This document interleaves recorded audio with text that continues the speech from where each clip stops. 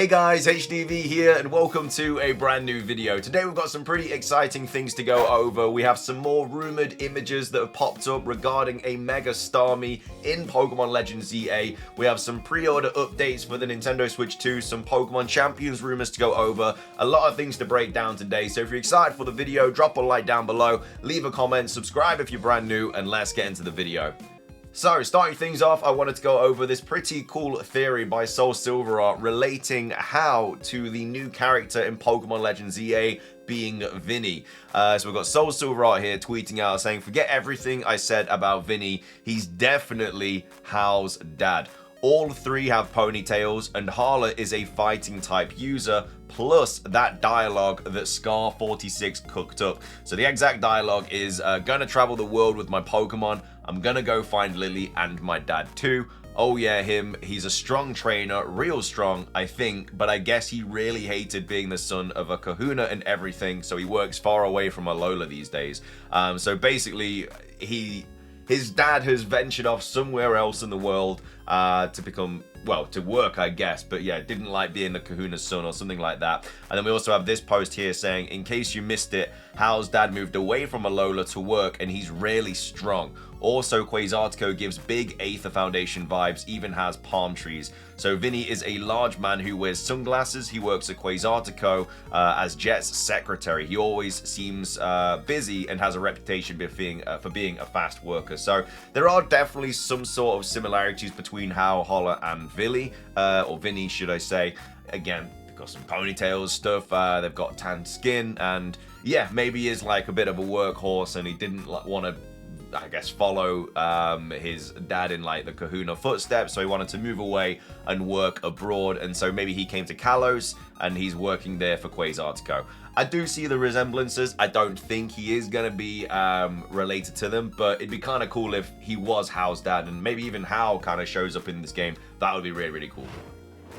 Moving on, we have some new Nintendo Switch 2 pre-orders to go over. Some updates regarding the Nintendo Switch 2 in America. You probably saw this yesterday. It made big headlines because the pre-order date has moved back for America. So we've got VGC here tweeting out saying Nintendo has said it won't start Nintendo Switch 2 pre-orders in the US yet so that it can still assess market conditions. So this is legitimate information. This isn't a rumor or anything. You will not be able to pre-order in America the Nintendo Switch 2 on the 9th of April. So Nintendo delays Switch 2 pre-orders in the US due to the Trump tariffs. Nintendo has said the launch date will remain the same in the US. So the console is still coming out on the 5th of June, but the pre-orders are not going to be as early as the 8th or 9th or whatever in America. It says Nintendo has said it won't start Nintendo Switch 2 pre-orders in the US yet so that it can assess market conditions. So pre-orders for Nintendo's new console went live in Europe and the UK this week following the firm's Nintendo Direct presentation. Now, Nintendo has said that it won't open pre-orders to customers in the US yet due to the country's turbulent financial situation. So they said that pre-orders for Nintendo Switch 2 in the US will not start on April the 9th, 2025 in order to assess the potential impact of tariffs and evolving market conditions, Nintendo said in a statement to GameSpot. Nintendo will update timing at a later date. The launch date of June the 5th, 2025 is unchanged. So this is quite a massive statement from Nintendo because America is a huge market for Nintendo. A lot of their sales are gonna be in America. So for them to just be like, yeah, we're not pre-ordering yet because we may have to change the price and stuff like that. That's what the whole situation is. If the tariffs are really, really high, they're probably gonna have to update the price of the console, so it might even be more expensive yet for Americans and stuff. We're very, very lucky in the UK and Europe and stuff that, I mean, it's quite expensive in Europe. I think UK in general has been very, very lucky because it's relatively cheap. We've already been able to pre-order it, and there's been no like issues or anything like that. Whereas, you know, in Europe it's been quite expensive, and then of course in America you got all this going on. So it's kind of out of Nintendo's control. I mean, obviously they set the price, but in regards to like other kind of political things that are going on, they just kind of have to wait and watch and see what happens. It says US President Donald Trump has been imposing tariffs on numerous countries in recent weeks, including a sizable tariff on China, where tech products are often manufactured. On Wednesday, he also introduced a blanket 10% tariff on all imports, with countries like China and Japan, what Trump calls the worst offenders, getting larger tariffs of 54% and 24% respectively. A report from the Financial Times last month suggested that Nintendo had already been shifting production away from China since Trump's first administration stated its intent to upend global trading, noting that more than half of the hardware Nintendo imports into the US come from Vietnam and Cambodia. However, the tariffs imposed by Trump on Wednesday, which he says will go into effect on the 9th of April, of course, which is the day that we'd be able to pre-order the console, includes a 46% tariff on Vietnam and a 49% tariff on Cambodia. According to FT sources, hundreds and thousands of Switch 2 consoles have already been sent from Vietnam to Nintendo's US facilities since the start of the year, perhaps in anticipation of such a move. The standalone Nintendo Switch 2 console will cost $449, 469 euros, 395 pounds. The bundle version, which includes a digital version of Mario Kart World, will cost $499, 509 euros, and 429 pounds. In Japan, the situation is somewhat different. There, players will be able to buy the Switch 2 from retail stores for 49,980 yen, which is $334, but this version will be region locked to Japan. So obviously it's a lot cheaper, but you can only play it in Japan. But I guess if you're from Japan and you can speak Japanese, you're only really going to be bothered about getting that console for Japan anyway, so a lot cheaper in Japan. The domestic only console will only have Japanese as the console's language option, and the only Nintendo account that can be linked to it will be one created within the country/region setting set to Japan. Japanese players who want the multilingual region free edition of the Switch 2 can only purchase it from the Japanese My Store at Nintendo Store at a price of 69,980 yen, which is $467, which is still cheaper than the Switch 2 in America. But again, if I was living in Japan and I could speak Japanese, I would just buy the cheaper console because I'm not going to be using it outside of Japan.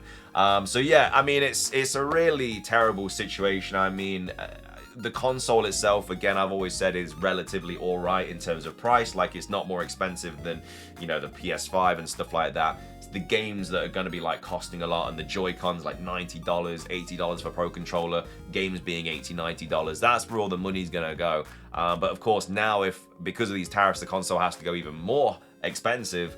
It's just ridiculous, man, like the whole situation. But we'll have to wait and see. I can't see them waiting that long until they announce the new pre-order date, because as I said, America is a massive market for Nintendo, and they need, like, people need to know when they can pre-order it so they can go and pre-order it. Like, they don't want to be just randomly told a month before the console comes out that, oh, you can pre-order now. They need to let people know like quite far in advance, because the console's coming out in less than 2 months. In fact, it's 2 months today, because today is the 5th of April. So yeah, anyway, I wanted to cover that. I mean, you've probably heard about it anyway, but I wanted to give my kind of like 2 cents on the situation and kind of like just speak about what's cracking off there. But what are your thoughts on this? Obviously not probably great thoughts about it, but yeah, no happy thoughts about obviously potentially having to pay more and not being able to pre-order it straight away. But anyway, let me know your thoughts on all of this.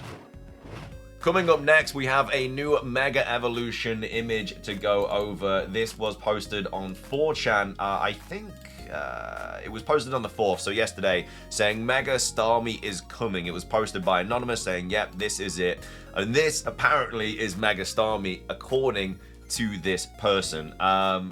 Again, I'm not 100% going to believe it, because Mega Starmie from the description is very easy to fake. From the description of the design, it's literally just Starmie with longer legs, which again is exactly what this is here. It's not hard to fake because it's just Starmie with longer legs. Again, when we do finally get Mega Starmie, if it is in Pokemon Legends Z8, I do want it to at least look a little bit better than this. If it's just got longer legs, it's going to be really, really pointless. They've obviously dropped these sort of like paint marks on there as well, because I think that's what, when Pokemon Scarlet and Violet was leaking and we had like Farigiraf and stuff like that, a lot of the images had these sort of kind of paint things on there as well. So that would be, I assume, why this person has done that. I mean, it might be real anyway, you never know. It probably isn't, but and again, in the background you can't really see a lot. It's just kind of a street, I think, and then obviously this Pokemon has Mega Evolved. So yeah, I mean, look, there's not really a lot to go off. The kind of image hasn't really said anything. It's literally just an image of Starmie that's apparently Mega Evolving in a street, and that's that. I don't know, what are your thoughts on this? Do you want this to be true? Obviously, we covered the Hawlucha image recently. We still haven't had any artists come out and talk about that, because usually what happens if these are fake, because they're well done, like this does look very well done. So what usually happens is the artist will like post it on 4chan, and then a few days later they'll come out and say, oh, you know, I'm the person behind it. But we haven't had that for the Hawlucha yet. We haven't had that for this yet. Obviously, this dropped yesterday, so we're probably getting a couple of days until this kind of artist comes out. But Hawlucha, I still haven't got anything about that. So I don't know. I really like the Hawlucha design that we covered. Again, the Starmie is very basic. I'd like it to look a little bit different than this, but it still looks quite credible as an image. But I don't know. What are your thoughts on this? Do you like this Mega Starmie design, or are you not a fan of it at all? And then finishing things off for today's video, we have a new rumor to go over regarding Pokemon Champions. So this was posted on the 31st of March, titled Champions Info, posted by Anonymous. Again, on 4chan, just like the Starmie image, take it with a massive grain of salt. But it says Champion Mode lets you play with any Pokemon you have in home, or from a selection of 40 rental Pokemon that rotate each season. So that would be really cool, because you can just throw any Pokemon in home into it and, I guess, design them the way that you want. 1v1, 3 Pokemon each, and the ability to choose a battle gimmick for your team. So you can go into the 1v1 with Dynamax, or Mega Evolution, or Z-Move, or something like that, Terrestrialization. Considered the main mode, and the mode that most missions will require you to play. I don't know, I feel like 1v1, 3 Pokemon each shouldn't be the main mode. Surely the main mode would be VGC. I mean, that's what we saw from the trailer. It says competitive mode restricts you to just the 40 rental Pokemon and a predetermined battle gimmick per season.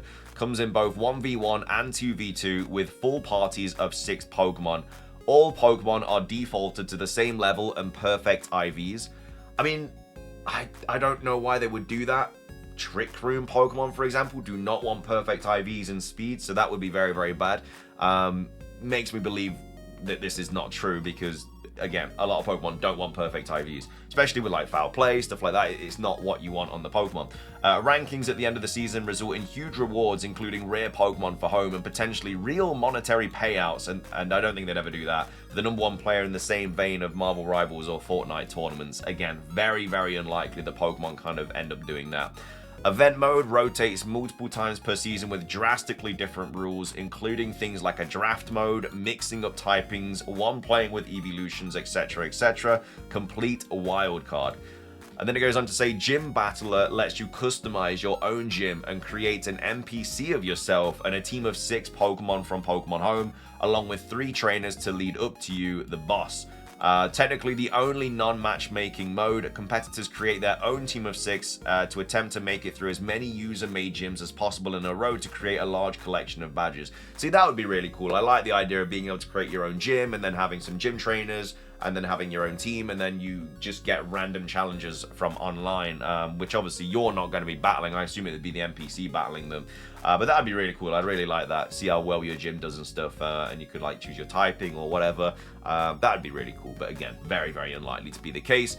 Says monetization is purely cosmetic in the form of outfits for you and your Pokemon, Pokeball effects, and gym customizations. And then it says a large portion of anticipated revenue will be from new subscribers to Home, which will be getting a major update / overhaul around Champions release, and sales of future game-free games, which will be immediately compatible with Champions when they release. Again, also something that's probably not going to happen. I don't think any game will be immediately compatible with Home. Maybe Champions will, because I assume it's going to take a lot of inspiration from Pokemon Home, and it will actually connect to that quite a lot. But in regards to a new game like Pokemon Legends ZA or Generation 10, it's very unlikely that they would connect to Home straight away. And then it says random stuff, so you can get a built-in training system for your home Pokemon.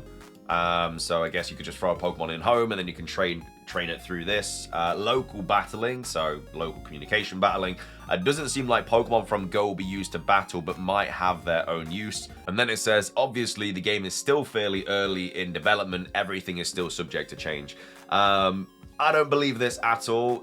The whole idea of all Pokemon are defaulted to the same level, that's fair enough, but then giving every Pokemon perfect IVs just completely goes against competitive. A lot of Pokemon do not want perfect IVs if you're trying to be slower than a certain Pokemon with like Trick Room Team or whatever, so making everything perfect it just wouldn't work. So just that one line there makes me think that this person that's made this just has no idea about competitive, and so it just isn't going to be the case. But anyway, let me know your thoughts on this rumor. I'm not believing it at all. I like the gym battle kind of idea, but the rest of it, not too great. What are your thoughts on the Mega Starmie image as well? Do you think this is true or not?